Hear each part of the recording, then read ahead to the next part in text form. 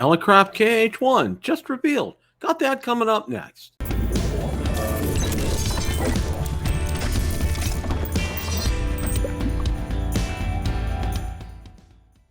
Bill from Ham Radio Basics here.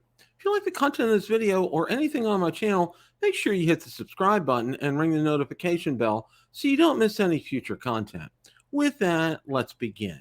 The other night, I hosted Ham Radio Basics live from Studio B. And during part of the show, we discussed all the latest regarding the brand new Elecraft KH1 being revealed. We went over the specs, and I shared a few of my observations as well. So without any further ado, let's roll that clip in its entirety with the Elecraft KH1. And I wanted to talk about this for a little bit right here. So, okay, now we're out on their website right here. This is Elecraft's website.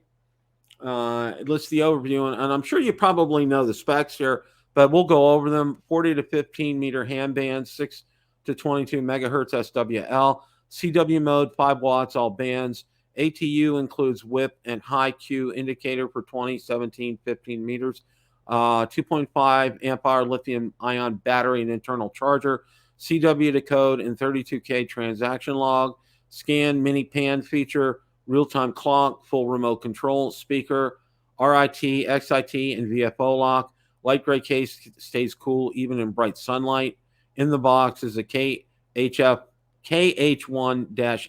handheld 5-band transceiver, power cable, USB cable, and owner's manual. Okay. Now, what you can do in order to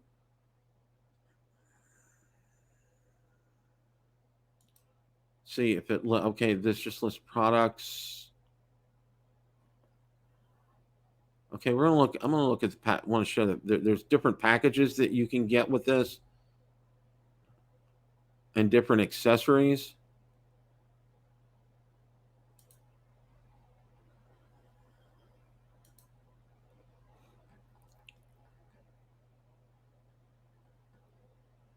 Okay, KH1 Edgewood package in the box, the transceiver in the box, the transceiver, antenna, keyer paddle, logbook tray, rechargeable lithium-ion battery, internal battery charger, custom zippered carrying case, power cable, USB cable, counterpoise wire, and 2 storage clips, owner's manual, and then this is what's normally in the box right there.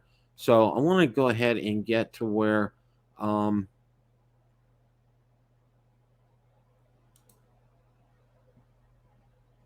now it's listing.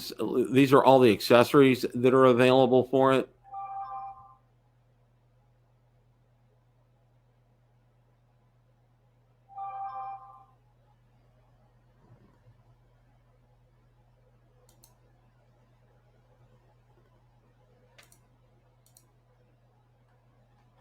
Okay, yeah, price list order is where I wanted to go here with this. Okay.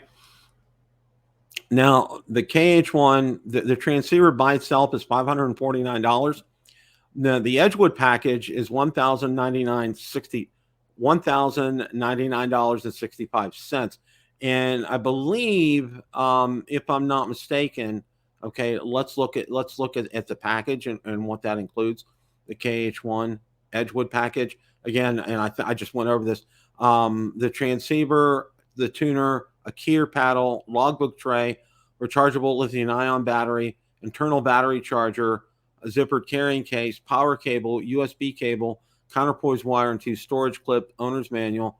KH1 Edgewood package is $100 package savings. Okay, and you got to see what the price is on that here. Let's go ahead. It's $1,099. Now you can go ahead and order a la carte if you want to mix and match on something like this. ATU factory installed, internal battery chargers factory installed, internal battery you can order as a kit, the keyer paddle, log tray, lithium-ion pack, external lithium-ion fast charger, pen. You can sell you a pen for $12. Okay, zippered carrying case, replacement whip clip. Lists different options for antennas right here, in t-shirts if you wanted to go ahead and get that. So I just wanted to spend a few minutes on this. Okay, basically, if you're not into CW, this radio is not going to appeal to you at all. That's just Jeff. Thank you for that.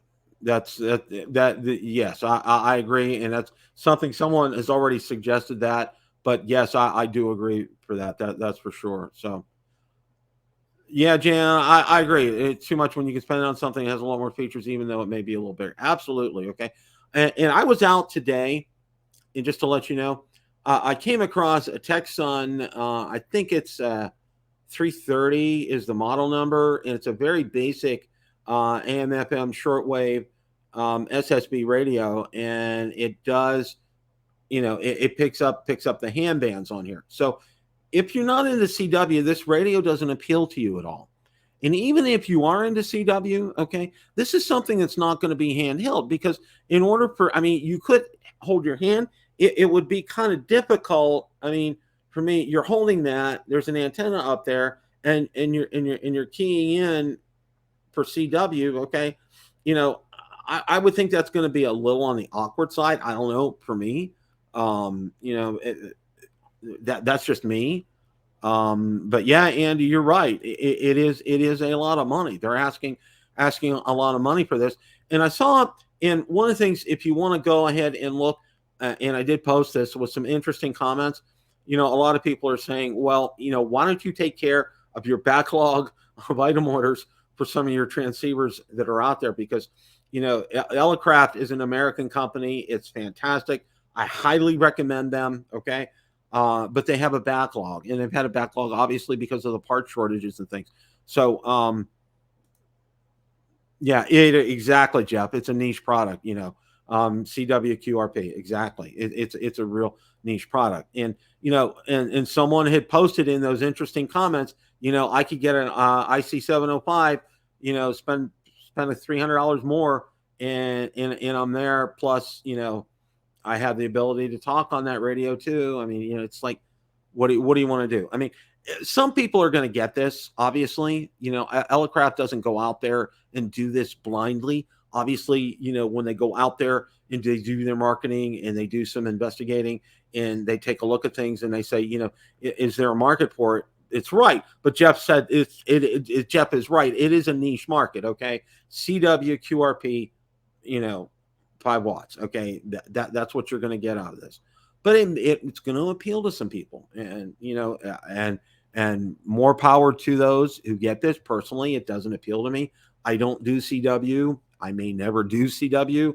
From everything I've seen, it has a pretty good learning curve, and it's something for me. It doesn't appeal to me right now.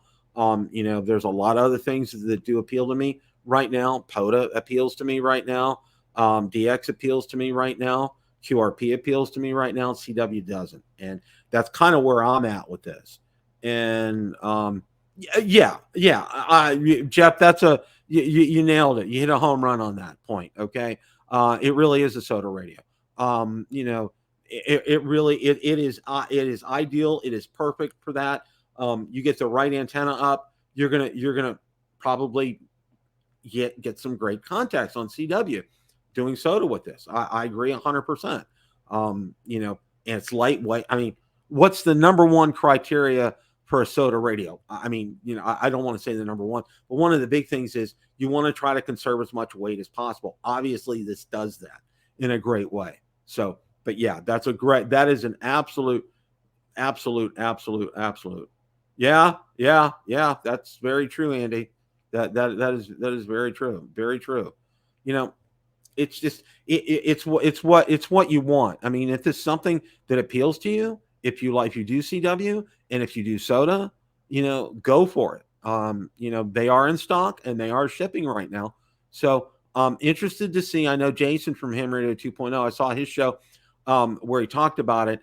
He's going to be getting one, and I'm going to be real interested to see his review on it. Now, it does say it has 32 gigabytes or I think 32K of, being able, obviously it has a very small display screen, but being able to read the incoming messages. So that's a good feature that's on there, which I think's good. Overall, as far as the radio is concerned, I think it's a good radio. I think it'll do a great job. It's just For me, number one, I'm not into CW, so it doesn't appeal to me. And number two, even if I was, it's a pretty good chunk of money because if you want to get an ATU with it, the battery charger, everything else, so forth, you add it up, boom, boom, boom. I mean, if you did a la carte, it's going to cost you more if you bought all the accessories. They bundled it together. You are going to save some money with that. So, and it is, and and I'm going to kind of spit back a little bit what Jason said. It is an American company, and I'm always about supporting American companies. And by all means, if you're into CW, if you're into soda, this is something that will absolutely be perfect for you. So I'm anxious to take, I'll be able to take a look at it when I go to Hamcation in Orlando coming up, in February. And that's not that far away, guys. That's going to be coming up sooner rather than later. So, but all in all, that's kind of where things stand with that. Question of the day. What did you think of Elecraft KH1 Just Revealed? Let me know in the comments section below. Thanks so much for watching, and remember, it's a great day to make a QSO. 7 threes, everyone.